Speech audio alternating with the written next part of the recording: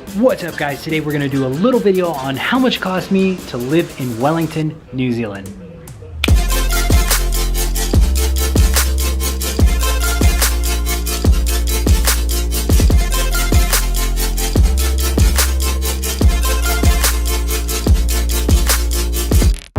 What is up guys, and welcome to another video. So today we're going to talk about how much it costs to live in Wellington, New Zealand. I spent about a year in Wellington, New Zealand, working and getting to know how much things cost. So if you're planning a trip over there, you as well can be prepared and know a couple tips on how to hit the ground running.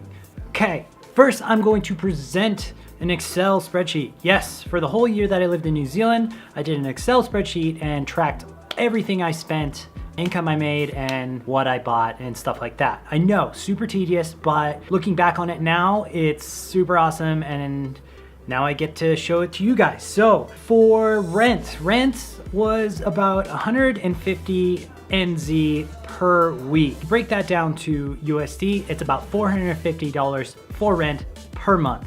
This was for a private room. It wasn't really that great, and I lived kind of like 10 minutes, 15 minutes out of the city, but I could have had a living situation in the city for about 200 a week. But I'm a cheapo, so I decided just to live outside of the city a little bit. So for food and groceries, I spent about $350 per month. Converting that to USD, it is $241.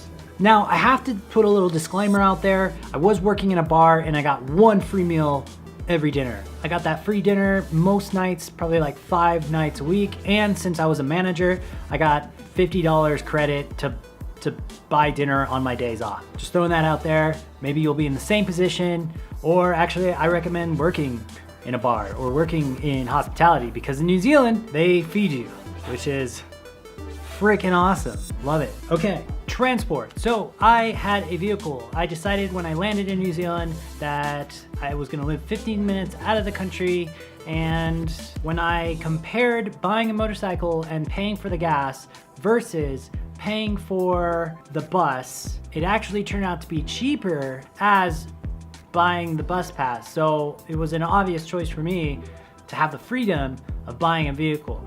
Really not that bad to own a vehicle in New Zealand. And if you're outside of the city, or you kind of don't want to be paying a lot of money just to be in the city center, you can always live a little bit outside and just get yourself a vehicle. And as you can see here, gas vehicle per month cost me about $60 in NZ. So that would be $43 a month for gas. And of course, I like to get a fitness plan going. So I did have a gym membership, which wasn't too bad. It cost me 36 USD per month. So if you want to get your fitness on, I also included that on there as well. And of course, right here on the Excel sheet, I got some fun equipment, miscellaneous. Those were just kind of stuff that was kind of unforeseen that cost me money, like haircuts. So on this Excel sheet, total for living there per month was 1,196 NZD, which converts to 857 USD per month. And also income.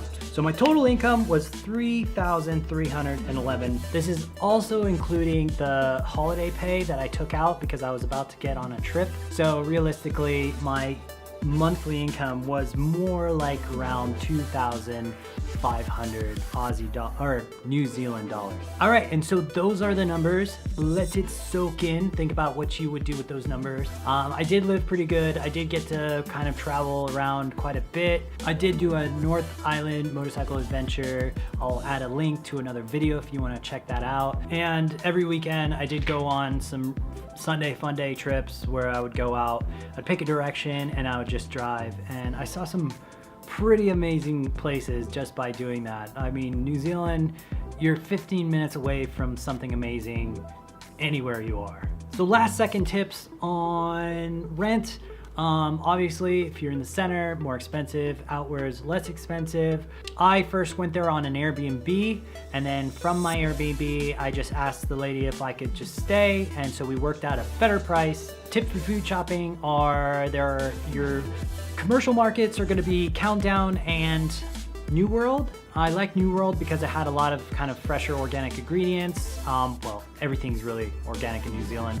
You'll notice that when you start eating. And then Countdown was kind of like a better for cheaper things that you might want to stock up on. There's a lot of local produce places that are super cheap that usually have really good deals. And eat seasonally, that one's a really good tip. I ate so many kiwis when I was in New Zealand. I don't know, like it must have been kiwi season. They were like $3 for a big bag, maybe like 2 kilos. The cheapest grocery store that I found while I was there was called Pack and Save, but it was literally on the other side of the town in Wellington, so I didn't make it over there much. It was much better for me just to shop locally. If you're not a person that rides motorcycles, it's okay. The price of bus ticket per way is about 5 NZD, which is pretty steep in my opinion, but you can get this card called the Snapper card and it'll give you a bit of a discount. So there you go. There is my cost of living as maybe a 20-something-year-old.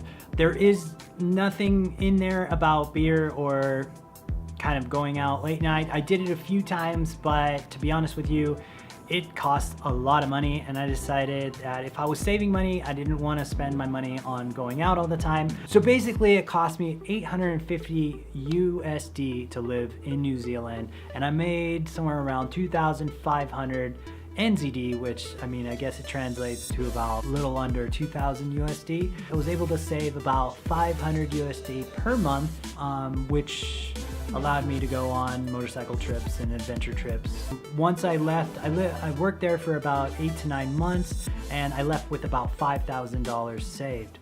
All right, thanks for joining. Thanks for checking this out. If you want to see more videos, if you like the content, you found value, crazy value, just hit notifications and subscribe and comment and like.